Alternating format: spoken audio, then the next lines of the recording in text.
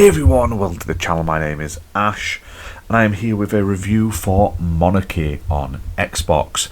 Now this released on the 6th of November 2024, developed and published by Brain Seal Limited, and I was lucky enough to be sent a copy for this video review, so a huge thank you to them for that.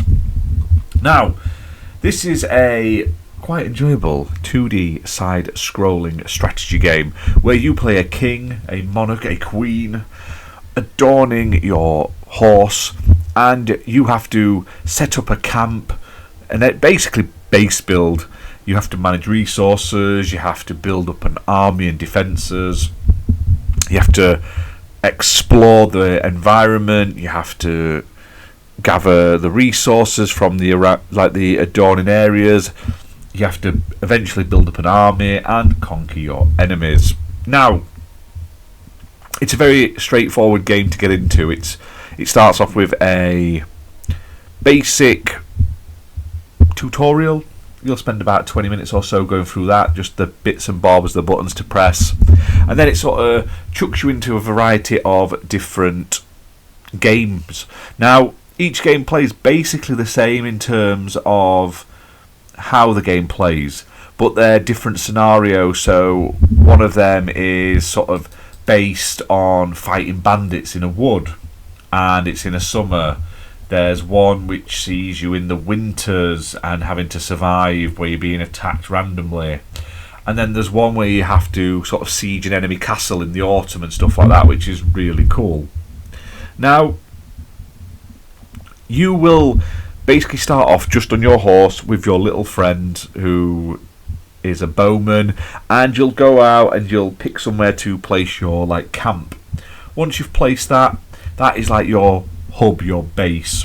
You can then expand upon that with new buildings, traps, walls, defences, and it starts a day-night cycle where you get like a cart will come every day, bring in either a chunk of money or a new villager.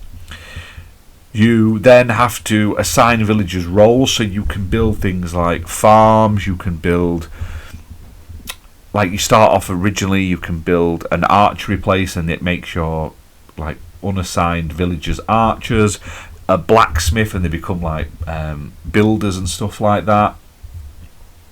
And you'll build defences, and then when night comes around, you'll start getting attacked.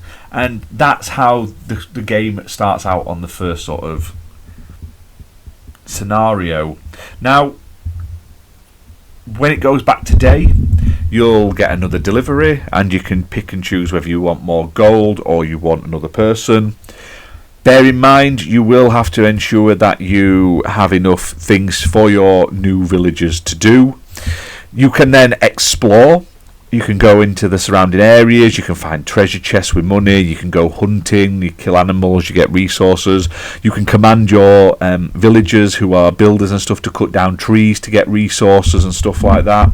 You can then upgrade and build new buildings. You can upgrade your sort of town hub, and when you upgrade that, you then unlock more abilities, you get trebuchets, you get better equipment, and you can level them up and then level them up.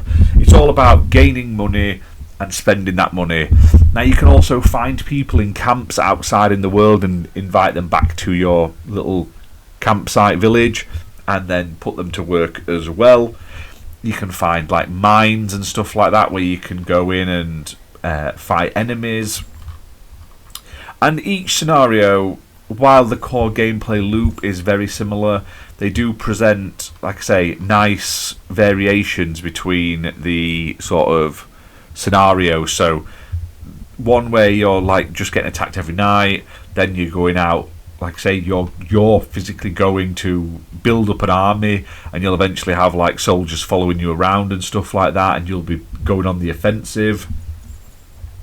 It's really cool. It's really, really good. It has this simplistic, colourful art style to it, which I thought was nice. The gameplay is very simple to pick up and play. It's very sort of automated. Once you get enough people in your little campsite, they'll be doing everything each day. They'll protect your borders, they'll do this, that and other. It's all just about you pressing the odd thing here or there to set them off, and then spending the money in the right place. Now, another thing you can do in this game is play with friends. So you've got 2-player local multiplayer, which I thought was really cool. And this is all wrapped up in a very tasty price point of only £12.49. Now, on Xbox, it's playable on Xbox One and Xbox Series X and S consoles. And all in all, like I say, it's a very good value for money. I do like these, I don't want to say city management games, because it's like the trimmed downness of that in a nutshell. But while it looks very simplistic and thinned out, there is quite a lot to it.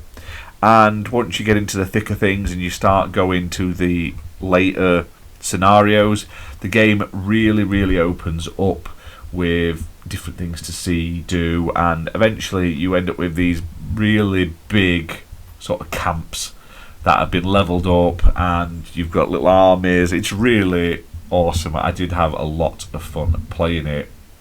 I would like to see more put into it, but for the price it's at, you can't go wrong. This is a game that could really use like DLC, in my opinion, to just keep it going, keep it growing, and sort of like keep bringing you back to it with maybe new scenarios and stuff like that. But having that 2-player gives it a bit of replayability as well. But anyway, guys, that's that for this video. Hit that like button, hit subscribe, and I'll see you soon for more gaming content. Thanks for watching.